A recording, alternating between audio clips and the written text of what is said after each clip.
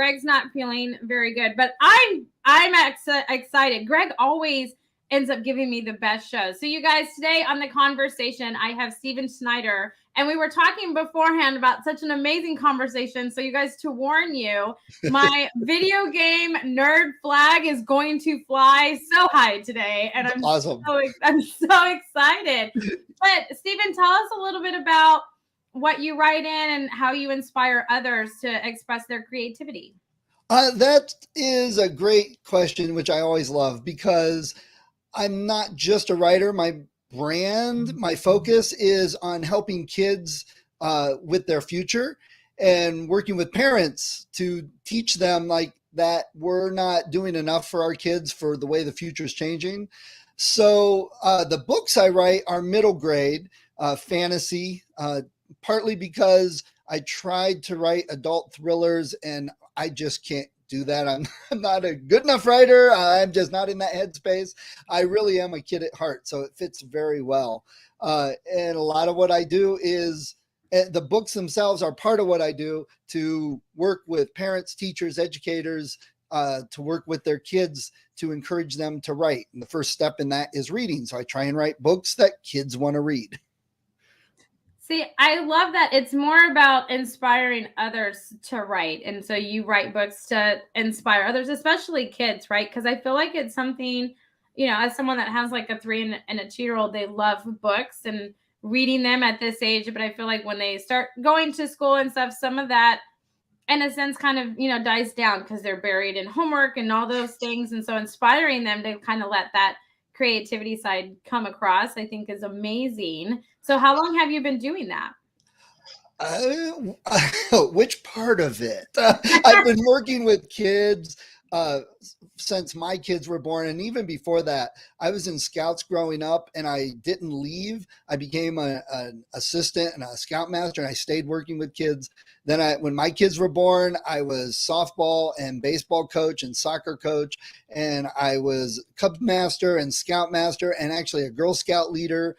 And so I've always worked with kids. And now that they're older, I went back and I'm now going to work with Scouts to teach the merit badges for entrepreneurship and the reading and the game making merit badges. So I'm kind of tying that all together. So that part of it, I've been doing a long time. Writing, I've been working on it since about 2016, though it's just been in the last couple of years. It's actually started looking like I'm a writer.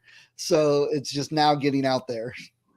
So what was that? You know, I like to ask this question because it's different for everyone. And I've heard some amazing answers and I love to hear it. But what was that pivotal moment and shift for you where you're like, you know what, I'm going to publish this book and I'm going to do this. You know, I've talked about it and I've talked about it and I've helped and I want to inspire young kids. So what was that, you know, shift for you where you're like, I'm going to put this baby together and we're going to do it, you know? So that took a while.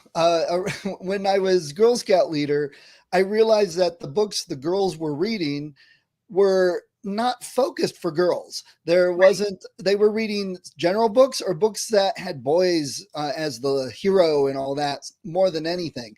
So I wanted to write a book that would be, you know, inspired from my girls in the troop. That kind of sat around to the point where it's now there's a lot of books like that. So I kind of missed that niche in that boat, but that's what got me started thinking about it. And then weird set of coincidences back at the end of 2015, briefly, I met an author and I did not know he was an author. I did not know he'd been a professional author for 35 years. He writes military sci-fi. He's got like over 100 books and short stories published. And I did not know that when I met him, but he was the greatest guy. In fact, I'm going to see him on Sunday again. And after I talked to him for a weekend, I came home and me and the kids sat down for this new TV show with Nathan Fillion I wanted to watch called Castle. And that's about a writer. And just the week before that, I had finished the video game Alan Wake, which is about a writer and a mystery. And I kind of said, okay, within 1 week, I had these 3 writer things like hitting me. I think somebody in the universe is telling me, hey, get off your butt and actually become a writer. So that was in 2016.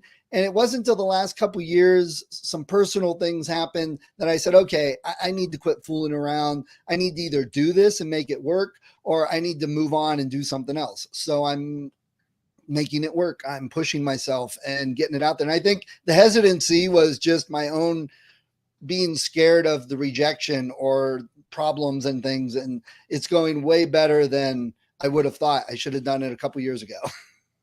See, that is an amazing answer, because you have, some authors that are like, oh, I've always wanted to do this, and I just did it, and now I'm learning marketing and doing all these things. But you just did it because your daughters didn't have books to read that were kind of targeted towards them, and so it really was more of like an act of love to do it for your daughter. So how many daughters do you have? I have a daughter and a son. They're both grown, out of the nest. So like we were talking before we started, I'm back to playing video games. I have time for playing again. So there's hope in the future, Amy. I'm getting there, man. I have 2 girls, and I come from a house of all girls. So I have all sisters. Wow. There's 4 of us, right? So I have 2 little girls, and they are just sassy with attitude. But someone like me that has daughters can appreciate you wanting to write kind of for that. And I think that that's really an amazing thing. And the fact that, that you were just so happy that you wrote, and you're like, oh yeah, I could totally do this. Why wasn't I do it? Like, it just radiates from you. And I love that. And so you also kind of dabble in video game creation and things like that. Is that right? Yes. Yes. Wow. So how did you get there? Because that's like 2 separate things when you have to write for video games, but how did you get to the creation kind of part of it? The creativity, content, that's always been me. Back when I was younger, I played D&D, and I was a dungeon master and created modules. And in college, I ran a campaign for Star Wars, and we had a great run of playing this. So I've always created. It's just, I got away from that. I'm also a musician, and I was in a couple bands, and we wrote and played music. So there's always been creativity, and I got away from that when I reached adult life and had to do adult things. And I'm discovering now that that was a mistake. I should have stayed with the aspects of my life that were creative based, and I probably would have done very well and had a happy life. And I want other kids now to understand that. That's a large majority of what I'm working on, helping to teach them. So the books, that was new. I never thought I'd be a writer. It was never, I've always wanted to be a writer. But at the time, I didn't know what I didn't know. So I'm like, I could do that. I can do that. And then I let all the fears and anxieties and everything hit me. Like, oh my gosh, this is hard. And I would have been better off again, just doing it. There's the lesson. Just for me, jump in and do it. I had another author tell me, he's like, for you, your life is not planning and looking ahead. Your life is jumping off the cliff and building your wings on the way down before you hit the ground. So I've always played video games. We talked about that. And as part of that whole creator aspect of my life, it was just natural to want to do video games. And there's a lot of amazing tools out there I've been messing with for the last 10, 15-ish years and learning video games, and mostly for myself, for friends. But now I'm adding that into the rest of my life, connecting it with the books. And I have some ideas for games I want to actually release. Maybe consoles in the future, but that's a whole nother animal. But at least connected on my website with my book. I made a board game, card game, and I have a video game, and actually I want to connect stories, inspire kids to write the story of the card game. So I try and connect all of this. And my goal this year in the video game realm is A Christmas Carol is always one of my favorites. And I'm working on a workshop to teach kids storytelling in video games and how that can be a career choice in their future that they can start learning when they're in middle school. But I want to, as part of that, create a video game based on A Christmas Carol. And I've got an idea for it already, and I'm working on it. So I really got to push myself to try and get something out by this Christmas. But that's a goal for this year on top of the writing. Wow. I've never thought of that, but that would make like a bomb game. Like that would be so cool to play a Christmas Carol like video game. Like Right. because you can, like there's some like when you go to the past, you can kind of make that scary, like what was it? It's not Dead Rising, it's like Condemned. Like Okay. Condemned have like Yep. its scary parts of it, right? Right. And so Yeah. like you can do that with the past, or like when he's like in the future, at the grave and he's like gonna die. Oh my gosh, I don't know why that hasn't been done, because that would be, I would play that. But I'm a huge gamer, so I'm super like, oh, I'm just so excited. Like That's one of the things I'm making videos to go along with it for teachers, educators, parents, to show, so they can watch it with their kids, talk to their kids about it, because I want to focus on taking the story and what you can do to turn it into a game, because I'm focusing more on storytelling in the games than the actual programming and designing of the games. If you want to do that, that's there. So this is trying to focus on, here's the story. What can we make into a game with this? What are the different choices? The one idea I'm working on is kind of a platformer where Scrooge is in his mansion and the ghosts of Christmas, he's trying to avoid them and run around, and they're chasing him. So that's not directly playing the stuff of what happens in the story, but it's taking the inspiration from the story. And that's one aspect I'm trying to work with, to show kids what they can do with video games and how to get into that and be a storyteller without having to know programming and make the game themselves necessarily. See, I love that's such a creative idea, right? And video games for me were just very important because it helped with hand-eye coordination, but with strategy, team building, problem solving, right? I mean, I liked Halo and Call of Duty. If I could blow shit up, I was there, like Right. yes. But like Mario, I'm still to this day, I cannot beat Mario. It is the hardest game for me. I don't know. I can't figure it out. But you give me like a Call of Duty and I've got to like, do combat and all this stuff and go stealth mode. I'm there. I could do it, Right. So I think it's, for me, I feel like those things have actually really helped me in life. I'm very good at problem solving. My hand-eye coordination is very good. Even the older I get, because I haven't done it since I was like 16. But it's one of those things that I think is kind of pivotal. And so I know they're doing like esports things and encouraging kids to play video games and stuff. So I love that you're kind of like, hey, you can still storytell and write, these concepts for the games. And, like Vice City has a theme to it. That was the first video game I ever played. Really? Oh, wow. Yeah. And I think I was like 10 or 11 when I played that game. Changed my life. Okay. You could take like a katana to anyone and it was so great. Like it was just the coolest thing. Right. And as a 10 or 11-year-old, I probably shouldn't have been playing that game. That's one of the tenets I keep in the back of my mind that I try and remember for all of this, is that we have kids that are on phones and tablets and laptops constantly all day long. And they grow up watching YouTube with all these people making videos. They grow up watching these things, how to do this, how to do that. But all they're doing is watching it. And parents are like, oh, they're always on that. They're always screen time and all that. When I was their age, I had a Commodore 64, which is still before your time. And I played tons of games on it, but I also made games. I also created things. I did a chemistry report and I created a thing with DNA on the Commodore. I programmed it. So wow. I want to show kids that it's not just about sitting and watching the screens, but the things you're watching from other people, you can make that. You can do that and use that as your career, your life, your goals. It could be something. If you want to be an accountant, go be an accountant. But you can also on the side, you love doing auto body work and restoring old cars. You can make videos about that. You can write a book on how to. You can set up classes to show kids how to do this type of thing. There's so many choices nowadays that you can do with anything you enjoy. And that's what I really want. That's the big message I want kids to understand, but also parents, that the kids need shown this. They need shown they can do this stuff and these tools are in their hand already, but we're not teaching them how to use them as tools like we should.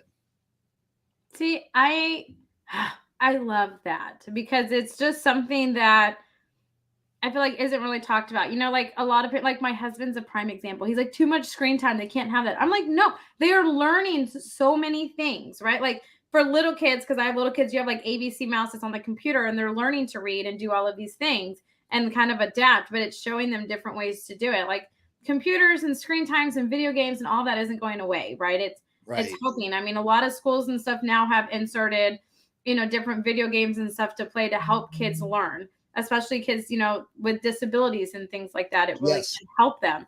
And so I'm a huge advocate for it. I'm just like, anytime there's an esports event, I'm there because I'm like, I feel like this is so, it's pivotal, I feel like now in so many avenues. And so I love that you're kind of wanting to feed and show them different ways to be creative and that you can do this and do video games. You don't have to know coding to do it and to do storytelling, and all of these things can kind of come out and you can follow all of those things. And who knows, eventually they may just become YouTube famous and make all of these cool like how-to videos, right? All because you inspired them to do that. That's why I love that.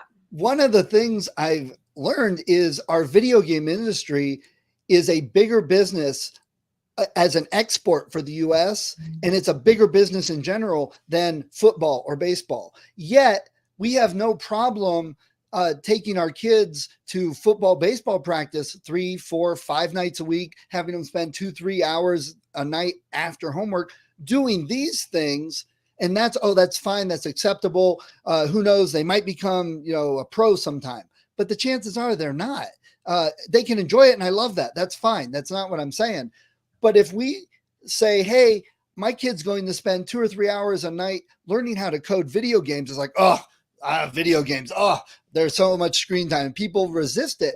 But why? If this kid learns how to code and learns how to make video games, they may not have to worry about a job the rest of their life. And if they, look at Undertale, that guy spent 4 or 5 years by himself working on that game, and he made $12 million the first year. How many kids are learning football, baseball, and they're going to make $12 million their first year? Some, yes, there's always that chance, but they have a better chance of working in the video game industry. And I tie it to story because I'm still a writer. I'm working on my second book, and, that's a part of it. The story part of it is something I'm trying to tie in together. Let me tell you a couple things for your girls. Look up Pixicade and look up Bloxels, Bloxel, because they are both very simple video game creation tools that are designed for young kids. They don't even have to read for Pixicade. Literally, they draw using certain colors on a piece of paper and take a picture of it with the app. Turns it into a video game. And that gets kids already inspired to do that. And that's what I'm, the message I'm trying to get out there. I've got my books, I've got the video game workshops and the story, but it's all storytelling.